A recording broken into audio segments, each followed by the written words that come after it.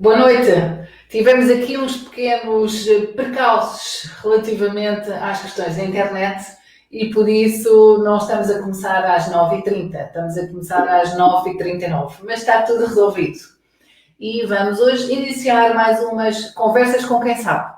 E hoje é com Patrícia Lin. Patrícia Lin é advogada, tem um consultório, um escritório chamado Lin e Associados e dá consultoria na área da fiscalidade. Tem relações profissionais e pessoais com Macau. Vamos ouvi-la falar sobre Macau, sobre a China, sobre Portugal, sobre a importância do mandarim nos dias de hoje e vamos ouvir a versão de alguém que conhece bem os dois lados. Vamos embora. Olá, Patrícia. Boa noite. Olá, boa noite. Muito obrigada por já estar aqui e disponibilizar-se a partilhar connosco a sua sabedoria sobre os temas relacionados com a China e com o mandarim. Eu gostaria, antes de mais, de perguntar-lhe qual é contar-nos um bocadinho sobre a sua atividade profissional. O que é que faz hoje em dia? Sou advogada, que se costuma dizer advogada do povo, portanto jornalista, portanto, faço todo o tipo de trabalho, consulta em todas as áreas de direito. E depois, naturalmente, que aparecem imensos chineses, não é? A pedirem ajuda, designadamente com as questões do Golden Visa. E pronto, e muitas vezes faço também trabalhos que me pedem de Macau, portanto, advogados de lá, para tratar aqui em Portugal. Portanto, faço aqui uma intermediação, às vezes, de serviços lá e cá. E a Patrícia é chinesa, é portuguesa? Como é que é a sua... Em Lisboa, mas fui tenho idade, talvez um ano, a Macau com os meus pais. O meu pai é chinês, a minha mãe é portuguesa. O meu pai nasceu em Zhejiang, portanto, eles são 3 irmãos, vieram todos para Portugal. Depois cresci lá, estive numa escola chinesa, um colégio chinês, comunista por acaso, não é? Puitou, em Macau, e depois então, os primeiros anos da minha vida foi tudo em chinês. Depois comecei a ter aulas de português na Santa Rosa de Lima, em Macau, cresci lá, portanto fiz lá uma parte do liceu, depois aqui então regressei a Portugal. Cá é que fiz o resto, não é? Portanto...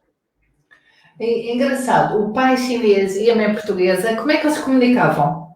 Em português? O meu pai, é engraçado, o meu pai veio para cá, para Portugal, com 16 anos.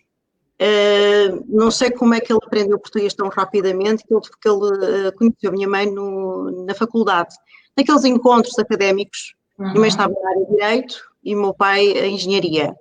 Portanto, fui aí, mas ele já falava português.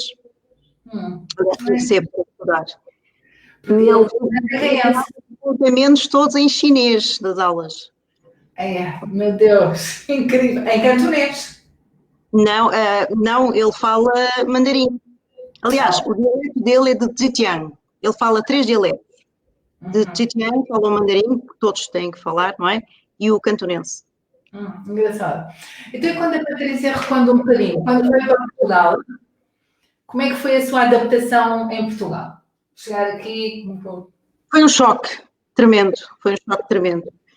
Macau já naquela altura, uma cidade que não para, não dorme, não é? 24 horas sobre 24 horas. Portanto, eu não estava habituada a ir à rua e ver as luzes fecharem às 8 da noite, por exemplo. Eu não estava habituada a não ver luzes acesas à noite. E não estava habituada a ver tanta gente, aliás, não ver ninguém na rua como havia em Macau. Durante o dia todo, 24 horas, imensa gente na rua. E todos os pequenos detalhes é tudo diferente. Foi um choque. E aí mesmo a primeira coisa que me chocou, a forma de cumprimentar. As pessoas lá não dão beijinhos, não é? E a primeira coisa que me acontece aqui é dar 2 beijinhos e aquilo chocou-me. Era assim, bastante interventivo. É engraçado. As próprias pessoas devem ser diferentes. Muito diferentes. Os chineses têm uma forma de ser muito diferente dos portugueses. As piadas são diferentes, os costumes, não é? Os hábitos, é tudo muito diferente. Muito, muito diferente. Eu lá tive a oportunidade de conviver os dois lados em simultâneo. De um lado eu tinha os chineses, porque falava chinês, o cantonense, e do outro lado os portugueses, vindos de Portugal, e que não falavam chinês. E, portanto, na sala de aula, eu ficava sempre no meio, porque eu servia de intérprete. As conversas de um lado e as conversas do outro. E mesmo no recreio acontecia a mesma coisa. Os portugueses diziam piadas, anedotas, ou usavam, não é? Havia aquelas piadas, e os chineses também tinham as suas piadas com as anedotas e mandavam recados através de mim, portanto, através de todos aqueles que falassem as duas línguas. Sim. Na sala de aula, muitas vezes os professores tinham que ordenar, portanto, zangar mesmo, para não falarem chinês, porque também eram muitos que lá estavam que só falavam chinês. Era engraçado, era muito diferente, muito diferente. Muito diferente. Não sei se está a ver, temos aqui várias pessoas a mandar cumprimentos em caracteres, em chinês, meus colegas. Vou aproveitar para vos relembrar que se tiverem perguntas curiosas, para aproveitar para porem nos comentários. Depois a Patrícia vai tentar responder. Estávamos a falar sobre as características. Eu, por acaso, fiquei curiosa. O tipo de piadas, como é que são as piadas dos chineses? E as piadas dos portugueses? Qual é a diferença? Eles gostam, isto é igual, as pessoas estão assim a brincar, gozam uns com os outros, não é? Gozam os costumes de uns e os costumes dos outros. Há sempre assim as piadas. Eu é que estou no meio e outros iguais a mim é que apanham estas coisas dos dois lados. Mas, por exemplo, os chineses chamam os portugueses Ngao Kung, Ngao Po, não é?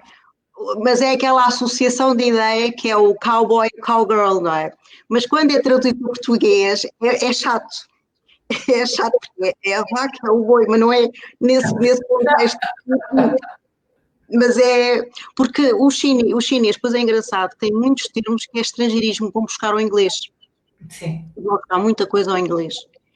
Eles para dizerem festa, vão buscar mesmo o conceito do party, então dizem party. Vamos para o party, não é? Mas em Macau já encontramos uma mistura muito grande do cantonense, com um bocadinho de português e com um bocadinho de inglês. Aqui é uma salganhada. O que também é muito interessante, porque quem fala chinês ou quem aprende chinês desenvolve o inglês, necessariamente. Até porque aqueles que vão para Macau ou a China, quando não se desenrascam com o chinês, estão a falar em inglês, necessariamente. Portanto, há assim uma troca de saberes, não é? Sim, sim. É muito engraçado porque são realmente culturas completamente diferentes e maneiras de estar completamente diferentes.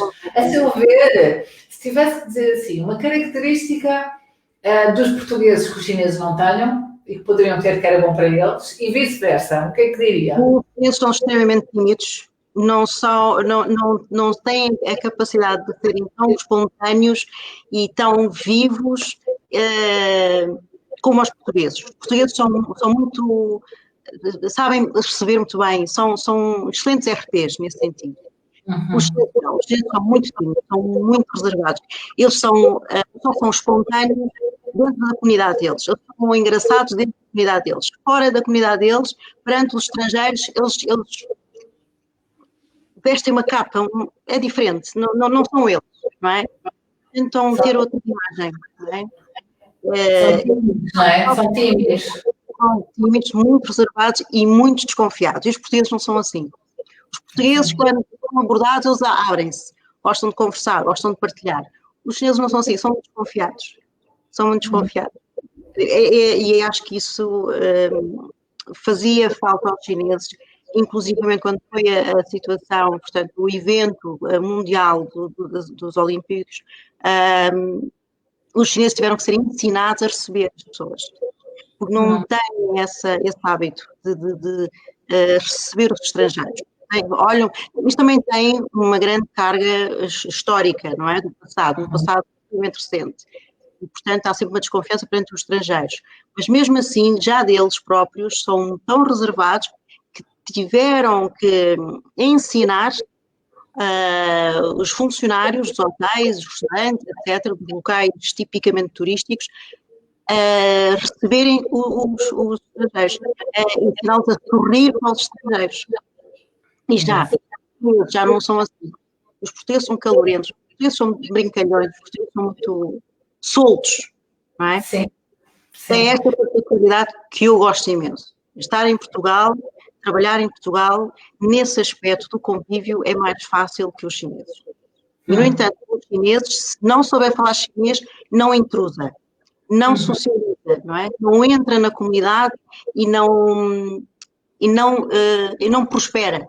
Precisa desse convívio, portanto, precisa do chinês para ser aceito, para ser convidado, para ser agraciado, para ser respeitado, para ser ouvido e até para ser ajudado, não é? Nós estamos a falar de chineses, mas no fundo de um país que é 1,5 também da Europa, não é? Acaba por ser quase como se fosse uma coisa pequenina, mas é uma dimensão. Dentro da China, os chineses, quais é que acha que poderão ser assim mais soltos? Quais são os mais...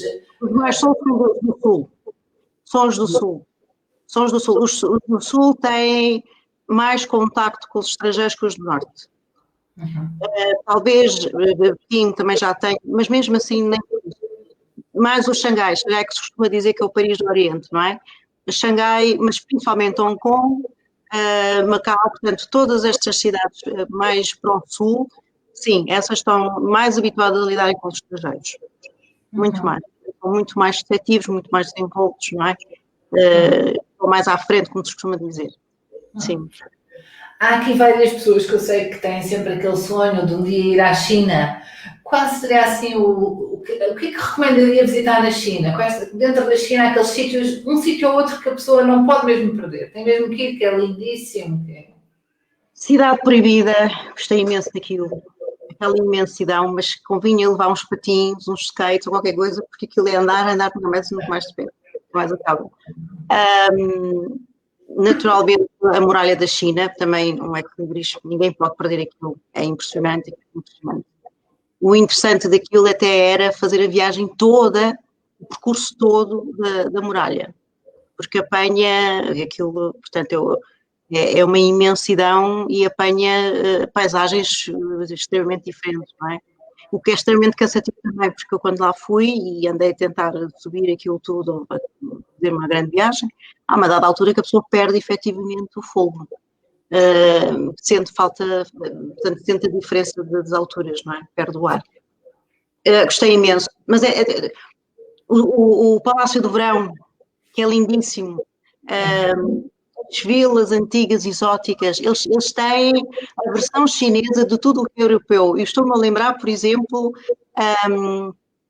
eles têm uma vila, uma aldeia, que me faz lembrar a Veneza, mas na versão chinesa, que é extremamente interessante.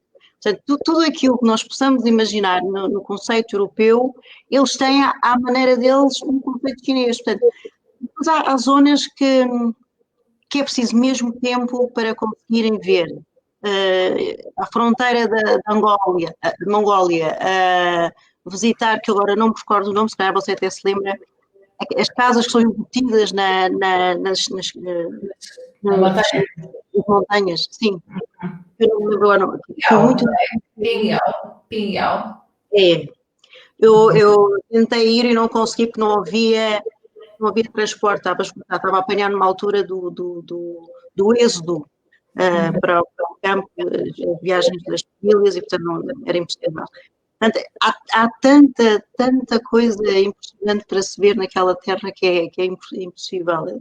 Nem vou lembrar de tudo, mas é impressionante, Embora mais interessante é irem as pessoas acompanhadas de alguém que fale chinês e conheça minimamente a terra, não é? Para poder conhecer sítios que são raros os turistas irem.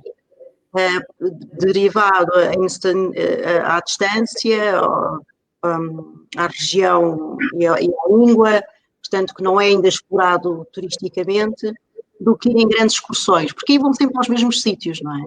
Sim. Mas é muito interessante. Sim. Temos aqui várias colegas a dar-lhe, a cumprimentá-la. Olá, Alice, uma antiga aluna minha. Olá, Alice, saudades. Patrícia, está neste momento a aprender mandarim. Está neste momento a aprender. O que é que a motivou a tomar esta decisão? O que é que a levou a pensar que... Eu aprendi mandarim em Macau, mas o problema é que as pessoas não conseguiam explicar o conceito das palavras, não é? Faltava a tradução, porque depois há ali uma altura que depois já a pessoa perde. Depois regressei a Portugal, não havia professores. Na altura que eu cheguei, também não havia agora esta facilidade que há de aprendermos pela vida online, que ajuda imenso. Eu perdi muitos anos, andei esquecendo as coisas, não é? Se eu agora passo lá um mês intenso, as coisas voltavam todas novamente. Depois voltei a ter aulas de mandarim com a professora Wang para também recordar e voltar a aprender. E até fui fazer o estágio na Universidade de Pequim, mas depois, novamente, com a profissão, com uma série de alterações na nossa vida, voltei a perder tudo novamente e voltei a entrar no esquecimento. Ainda andei muitos anos sem praticar e depois comecei a ganhar o complexo e não querer falar. Sim. Não querer tocar no assunto. O meu pai, volta e meia, brincava comigo e os clientes também quererem falar. Eu nem quero tocar no assunto. Depois a pessoa fica com aquela sensação de que tem um assunto pessoal mal resolvido. Não é? Pessoal mal resolvido. Ainda tenho filmes, tenho recordações que acho que às tantas decidi, bom, ou é desta que vou aprender uma série, à série, ou vou ter um assunto mal resolvido para o resto da minha vida, não é? Pronto. Até que, por acaso, surgiu esta oportunidade, que acho fantástico, não é? A possibilidade de acompanhar as aulas por via online, que me facilita imenso a organização da minha vida, não é? Porque Sim. O tempo que nós perdemos a deslocarmos a Lisboa, no meio do trânsito, e agora com esta história da pandemia, seria impossível. Portanto, agarrei esta oportunidade, teve que ser. Sim, é engraçado porque a questão da organização, e agora fez-me perguntar o que é que recomenda, por exemplo, aos portugueses para estudar mandarim, está numa turma, vê as diferenças, qual é as recomendações que poderia dar para as pessoas poderem estudar mandarim de uma forma eficiente? Como é que acha que é o melhor? Como é que se deve estudar mandarim para aprender mais depressa? Há várias formas. Depois depende de pessoa para pessoa. Desde ouvir música, como nós temos feito, que acho que é uma excelente ideia. Ouvir música, usar os post-its e colar pela casa toda para não esquecer dos nomes e dos caracteres. Arranjar alguém, uma amizade e tentar desenvolver a língua com a pessoa, não é? Que é uma forma, através do Face, consegue-se arranjar pessoas que falam chinês e trocar palavras com essas pessoas. Ver filmes, não é? Ver filmes, arranjar cartões que agora vendem na net, há uns cartões com caracteres e jogos, adquiri-los para também poder conseguir desenvolver, não é? E depois depende de cada um. A pessoa tem mesmo é que ter o desejo de aprender, que depois surgem uma série de ideias e formas para não desaprender e aprender mais. Exatamente. E acha que é mesmo vantajoso para um estrangeiro, nos dias de hoje, na forma como isto tudo evoluiu, que ninguém diria há tão poucos anos que a China teria a dimensão que tem? Acha que é vantajoso um estrangeiro aprender mandarim? Muito vantajoso. Então, para os portugueses é extremamente vantajoso. Portugal é a entrada ideal para a Europa. Os chineses que conhecem Portugal gostam deste país por todas as razões e porque é uma entrada quase direta para o Ocidente. E estamos a falar de negócios, não é? E esta história do Golden Visa também ajudou imenso a China também conhecer este lado do Ocidente. E não há ninguém que não goste de Portugal pela qualidade de vida, pela beleza da terra e pela hospitalidade. Um português que fale chinês tem oportunidades incríveis, a todos os níveis. Os portugueses têm uma facilidade com as línguas. E se tiverem o chinês além do inglês, que o inglês tem sempre é obrigatório, portanto, hoje em dia não falar inglês já não é normal, mas para dizer o quê? Um português que fala inglês e que fala chinês, ele arranja oportunidades de trabalho, de profissão, negócios, que não fazem ideia. O meu irmão, neste momento, trabalha na Irlanda e já esteve a trabalhar noutros países, numa área específica financeira, e ele dizia sempre, procuram muito os portugueses, porque português, temos o brasileiro, temos a Angola, e se falar chinês, tem a vida feita. Tem vida feita. Eu também acho. Tem vida feita. O que mais procuram é exatamente isso. São muitos chineses que querem explorar o Brasil, são muitos chineses que querem explorar Angola, e os portugueses têm uma oportunidade incrível para conseguirem oportunidades de negócio, porque se eles somarem a isto, ainda a possibilidade de eles poderem intermediar os estrangeiros que querem entrar na China, explorar a China, temos outra porta, que é Macau. Um português que fala chinês e vai a Macau, serve de intermediário, e se for até advogado, ajuda, aconselha nos negócios, acompanha os negócios, é também uma porta aberta para um mercado infinito, que é a China. E não há estrangeiro nenhum que não queira entrar na China, seja para vender o produto que for, porque assim que passar a chamada porta do esterco de Macau, tem um mundo inteiro aos seus pés. Portanto, e a China tem essa noção que é extremamente cobiçado, e por isso é que a União Europeia existe também para poder fazer frente ao mercado chinês, mas não tem comparação, porque a China não tem o problema da política monetária, nem a política fiscal, nem as fronteiras, nem as línguas. Estas diferenças não existem, não é? E, portanto, é extremamente apetitoso. E não consigo perceber como é que em Portugal já não se tornou obrigatório a aprendizagem do chinês, assim como é obrigatório o inglês. Uhum. Eu também acho. Eu aplaudo de pé tudo o que está a dizer, assino por baixo, e às vezes espanta-me um bocadinho. Porque é que nós, os portugueses, temos esta facilidade às vezes em deixar as coisas para trás das costas, aquelas que à nossa frente estão visíveis, que são o melhor caminho, mas por outro lado, se isto é como os ingleses que tentaram aproveitarem muito bem Hong Kong, não é? Fizeram aquilo que fizeram. Mas Portugal tem uma facilidade, tem as oportunidades, tem todas as condições, devia dar melhor formação aos portugueses para terem acesso aos chineses, assim como têm acesso ao inglês, porque aquele mundo daquele lado que está em franca expansão e não vai parar, e a China agora está muito mais, passa a expressão, atrevida, não é? Atrevida, está muito mais participativa, está muito mais expressiva economicamente, tecnologicamente, etc. É uma oportunidade infinita para todas as profissões. Seja para até para os enfermeiros, para os médicos, seja para quem for, até para as cabeleireiras, as esteticistas. Porquê? Porque os chineses estão ávidos para assimilar tudo que é ocidental. Tudo que é ocidental. Querem ser modernos e, portanto, o conceito deles de modernos é experimentar o que é ocidental, o que está daquele lado do ocidente, não é?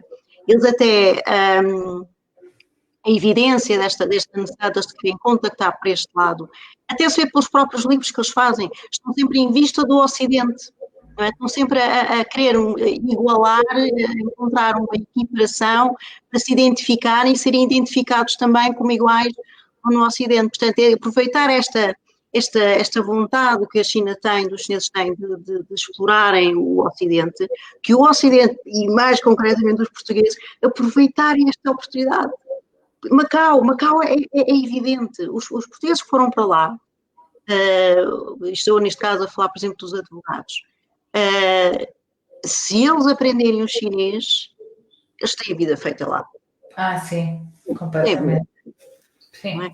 No caso da minha tia, ela tem, a minha tia, irmã do meu pai, não é? Portanto, também fala as mesmas línguas que o meu pai. Ela é advogada e lá é possível acumular com a função notária, portanto, é notária, e pelo facto dela falar fluentemente chinês, português, e mais concretamente português e também inglês, é deputada. Portanto, ainda representa a cidade. Um português que faça o esforço de aprender o chinês tem a vida feita. Pois tem. Pois tem. Bem feita. E bem feita. É que pode até nem ter nenhum curso, mas se for suficientemente perspicaz, sensato, trabalhador, sabendo fluentemente a língua chinesa e o português, naturalmente, tem a vida feita. Tem absolutamente a vida feita. Eu costumo dizer que acho que o chinês não é difícil, é trabalhoso. E esse trabalho tem frutos, mas tem um grande fruto, um fruto cheio de sumo. Tem um grande fruto. E as pessoas às vezes parece que não veem ou que duvidam. Não. Se as pessoas conseguissem imaginar as potencialidades que a língua lhes traz, as pessoas estudavam de outra maneira. Estudavam com mais de 5 e até com vontade de decorar os caracteres.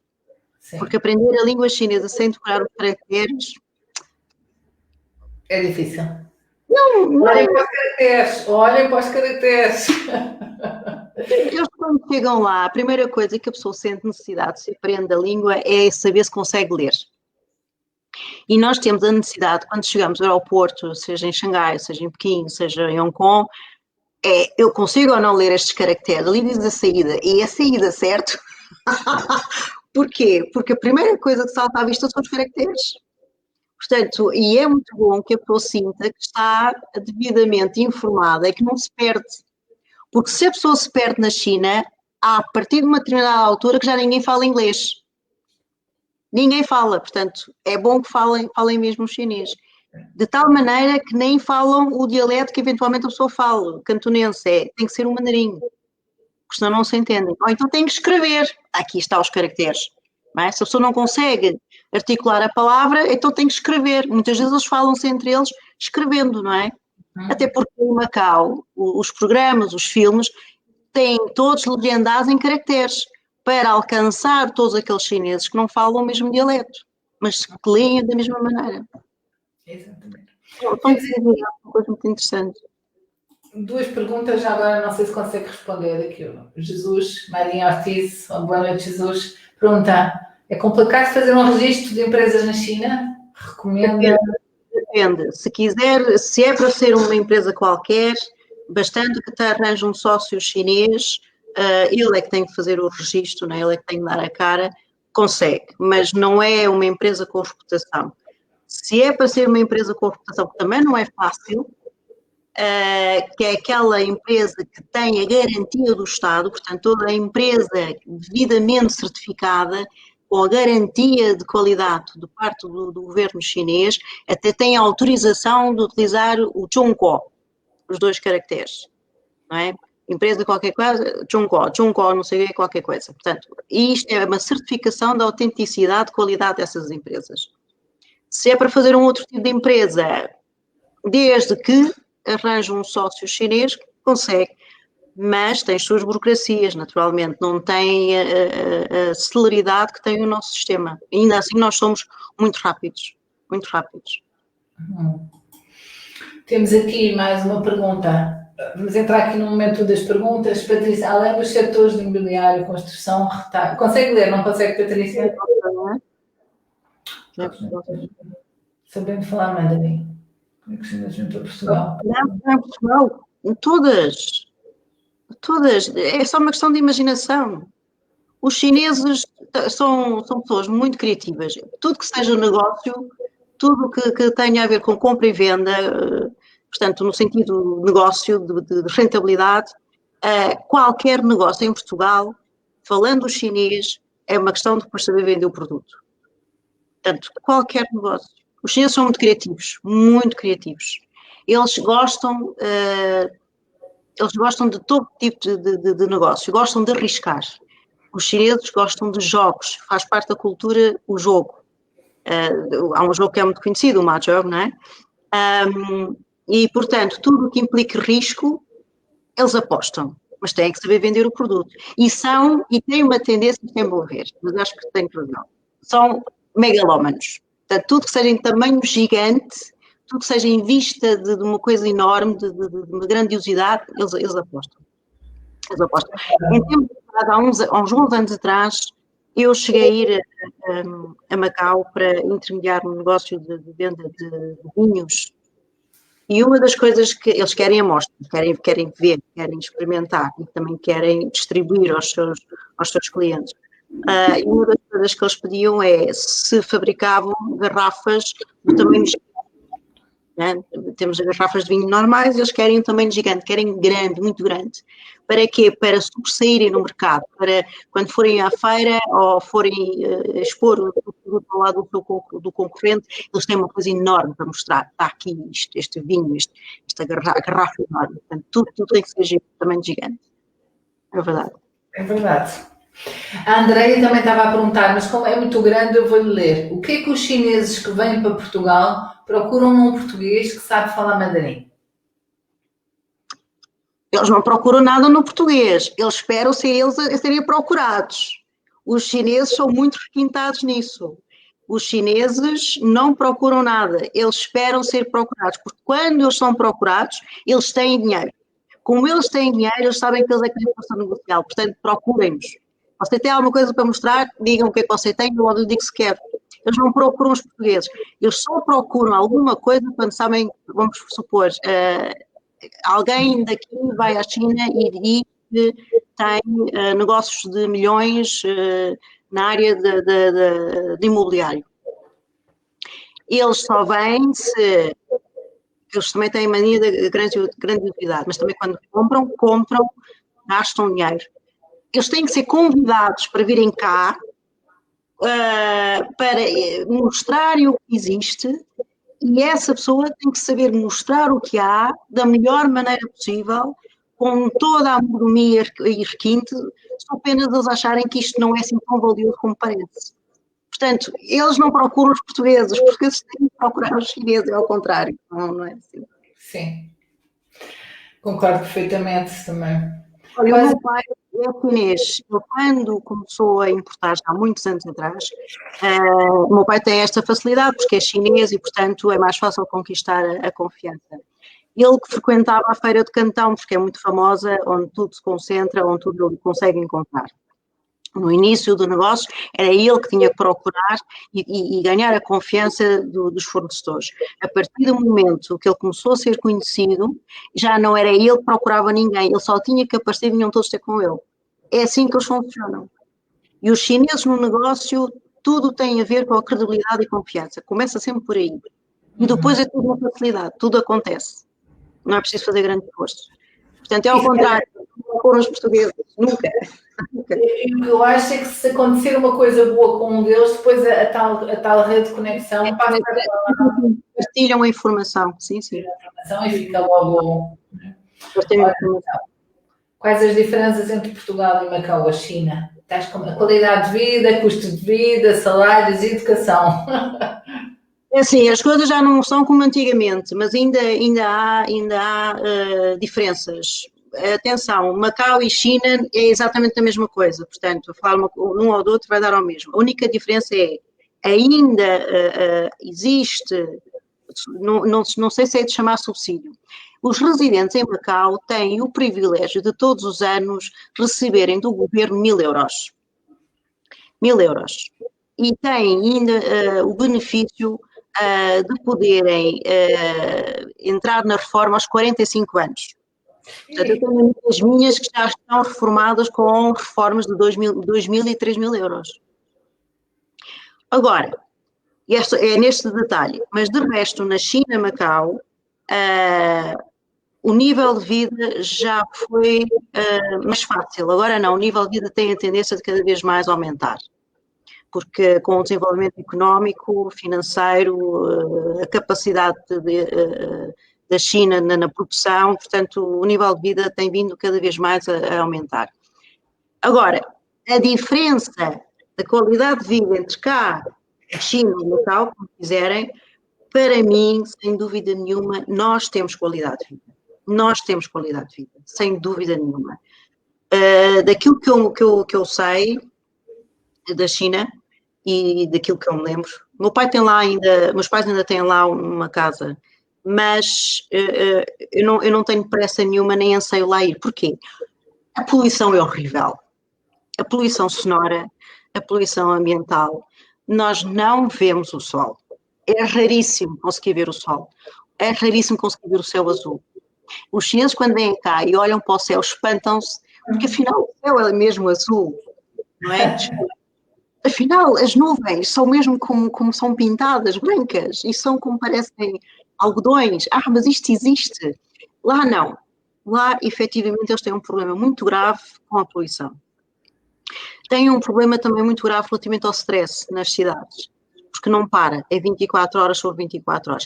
Em particular, em Macau, se existe um cinema, uma sala de cinema, é muito. As pessoas não vão aos cinemas. Aos fins de semana, ninguém sai. Porquê? Porque Macau fica completamente invadida de turistas chineses. Completamente invadida.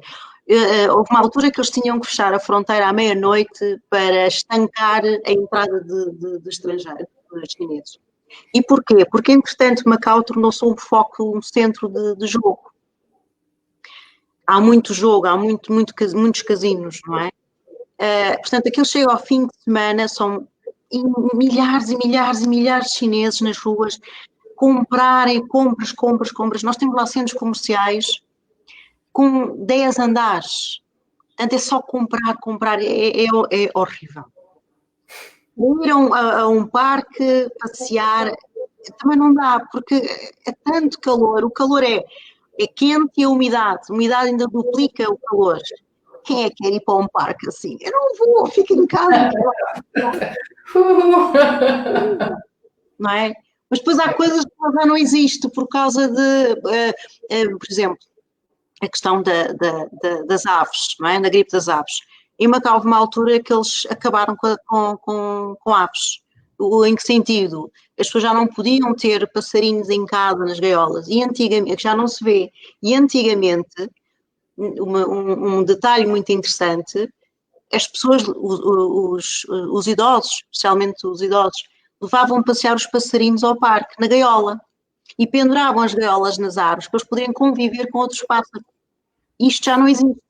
Mas eles levavam os passarinhos nas gaiolas para eles poderem usufruir do ar, do sol, dentro do parque, que agora já não se vê. Mas, quer dizer, a melhor altura para ir a um parque é logo pelas 6, 7 da manhã, quando ainda se consegue aguentar o calor. Onde nós vemos imensas pessoas a fazerem exercício físico, eles têm muito zelo por isso. Fazerem um tai chi, onde eu também aprendi a fazer, por acaso, que é muito interessante, mas é pelas 6, 7 da manhã, porque é quando se aguenta o calor. A partir das 7, 7 e meia, pronto, isto já começa...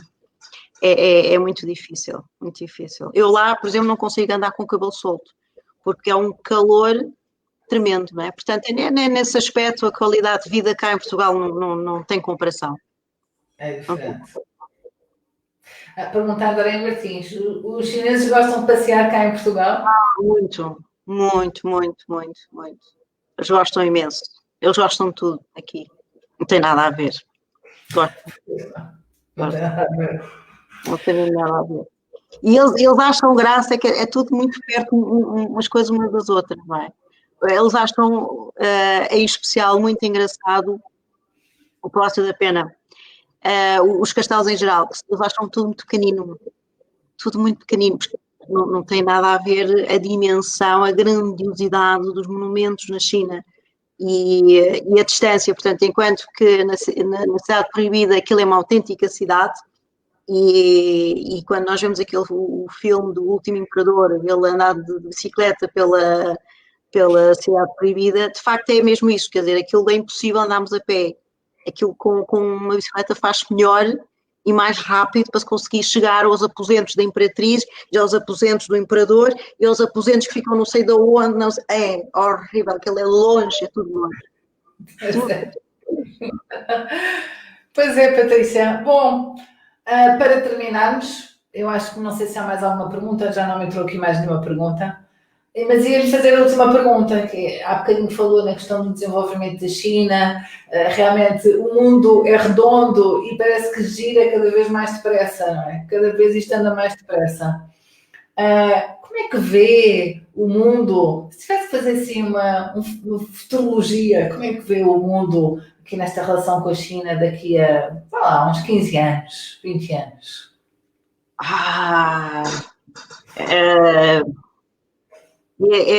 É assim, eu já previ pior, mas agora já não estou. Isto é a minha opinião pessoal. Claro. A China, neste momento, aquilo que eu vejo, ela está extremamente, eu não quero dizer agressiva, mas estou lá perto. Ela está com ímpetos expansionistas. Nós estamos a verificar a China a reivindicar territórios, espaços económicos em todas as áreas no sul da Ásia. As implicações com Filipinas por causa da área da pescatória, as implicações com o Japão por causa de uma determinada ilha que eles querem à força que aquilo lhes pertença, as implicações com a Austrália, o que está a acontecer agora em Hong Kong, que deixou de ser aquilo que foi até há bem pouco tempo. Neste momento Hong Kong desapareceu. Já não há liberdade de expressão, não há liberdade de exercício das ideias políticas, nada. Macau para lá caminha, para já ainda estão calados, ninguém diz nada, pronto. Mas o que é que eu tenho vindo a pensar? Se os Estados Unidos se mantivesse com o Trump, a China iria ter uma forma de se posicionar mundialmente muito mais expressiva e com muito mais influência na geopolítica mundial, porque a China tem perfeita noção, neste momento ela é uma superpotência, ela tem neste momento capacidade negocial e de imposição das suas vontades. Neste momento a China não tem pejo nenhum de dizer o que lhe apetece, e da forma como quer gerir Hong Kong, e da forma como eles querem gerir e o que fazem relativamente aos muçulmanos. Eles neste momento não têm qualquer pejo de desconsiderarem os direitos fundamentais individuais e privados. E neste momento eles até gostam de propagandear este sistema tecnológico do Big Brother, não é? Os cidadãos podem circular e são avaliados, cotados, inclusivamente eles ganham ou perdem pontos em função das críticas ou dos elogios dos seus vizinhos no Face. Até ao ponto que nós chegamos, não é? Eles perdem capacidade de crédito no banco em função dos pontos que têm, angariaram ou deixaram de angariar. Portanto, agora estou mais descansada, porque entretanto temos afinal o Biden que vai ser o presidente, e estou em crer que vamos ter novamente, espero eu, Estados Unidos numa posição de força, de competência, e que consiga manter a estabilidade mundial quanto à geopolítica mundial. E nós precisamos disso, nós Ocidente, nós portugueses, nós os europeus precisamos disto.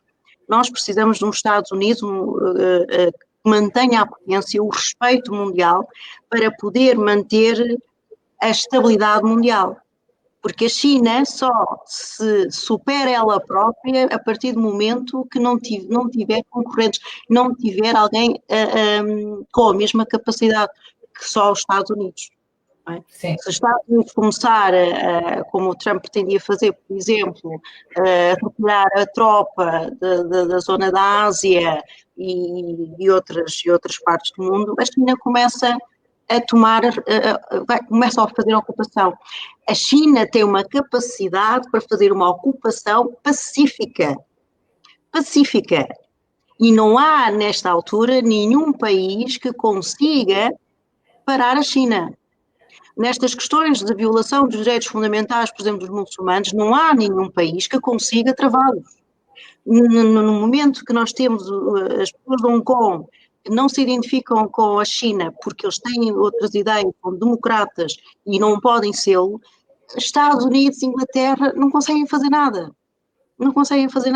Não é? Porquê? Porque neste momento a China está perfeitamente equiparada às outras superpotências e pretende superar. Portanto, daqui a 15 anos, o que é que eu penso? Se nós continuarmos a ter, se nós conseguirmos manter uns Estados Unidos, um Ocidente forte, vamos continuar a ver a China a desenvolver-se, mas cada um no seu canto.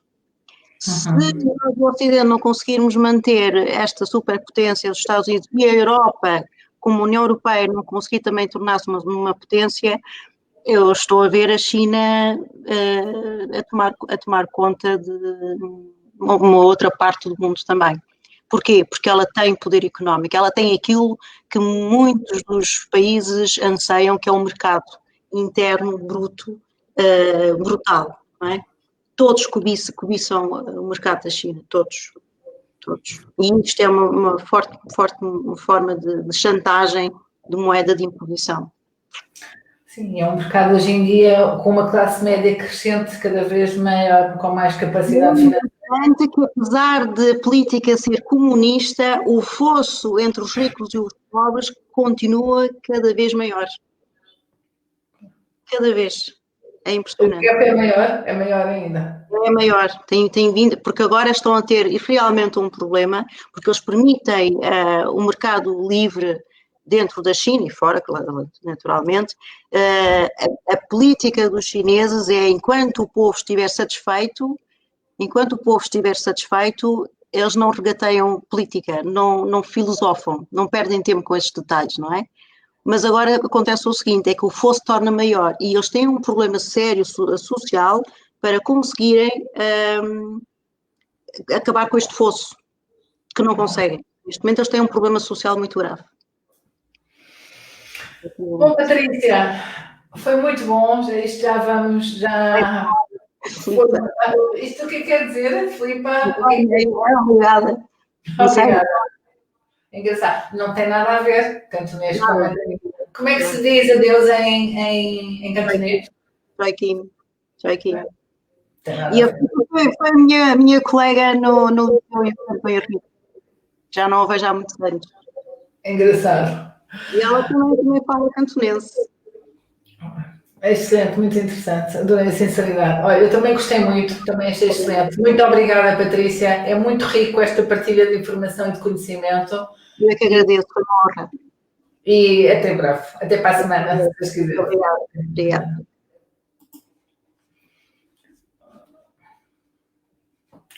Bom, tivemos a Patrícia Lin, partilhou informação connosco riquíssima, adorei ouvi-la, é uma visão de alguém que está realmente muito ligado também à China e também a Portugal, portanto acaba por ser uma visão bastante inócua. E por hoje damos aqui terminados as conversas com quem sabe, hoje com a Patrícia Lin. Eu de qualquer das formas tinha prometido e ainda estou disponível. Se alguém tiver alguma questão que me queira pôr relativamente ao programa 12 meses, o programa de curso de mandarim que está a terminar amanhã as inscrições, foi dado no seguimento de 4 masterclasses da semana passada. Neste momento o programa está aberto, está online, a turma já está bastante bem constituída e deixei a disponibilidade se por acaso alguém estiver por aqui que queira de alguma forma perceber o que é o programa de 12 meses das aulas de mandarim, eu estou disponível. Como ninguém diz, eu vou dizer na mesma. Vou-vos explicar muito rapidamente. O programa de 12 meses é um programa online, mas híbrido. Ele é 100% online, mas tem aquela estrutura de aulas online, cada um tem a gestão das suas aulas, são 130 aulas gravadas, divididas por 12 módulos, e em paralelo tem aulas via Zoom para perguntas e respostas. As pessoas perguntam, então mas não podemos tirar dúvidas? Podem, nessas aulas via Zoom. Essas aulas via Zoom serão normalmente ao fim do dia, são aulas que começam às 7h30, são 3 vezes por semana, dependendo do local onde está o seu estudo, e são aulas que vão durar cerca de 1 hora para oralidade, para treino. Haverão alguns convidados às vezes para fazer umas surpresas nas aulas, para as pessoas falarem mais ou fazerem algumas questões, enfim, são aulas de treino e de questões de perguntas e respostas. E o programa de 12 meses garante que vocês, no fim dele, podem fazer o exame HSK2 de mandarim com sucesso, garantido, desde que sigam o processo todo, que sigam aquilo que vos é manifestado e induzido a fazer. para além dos 12 meses, têm desta vez mais 6 meses. Têm mais 6 meses para poderem concluir. Têm uma questão que não estão a estudar como queriam, foram de férias, mais trabalho, qualquer coisa que aconteça, e vocês têm mais 6 meses, portanto têm 18 meses para fazer um programa que normalmente dura 12 meses. E está quase a começar e eu estou muito entusiasmada com ele. Adorei ouvir a Patrícia e gostei muito de vos ver por aqui também. Acho que isto é muito útil como partilha de informação. A informação, como é que se dizia, no outro dia alguém me dizia que o saber não toma espaço, não tem lugar, não toma espaço. E quanto mais soubermos, quanto mais partilharmos, mais ricos seremos. Desejo ótima noite, 晚上好 e 再见。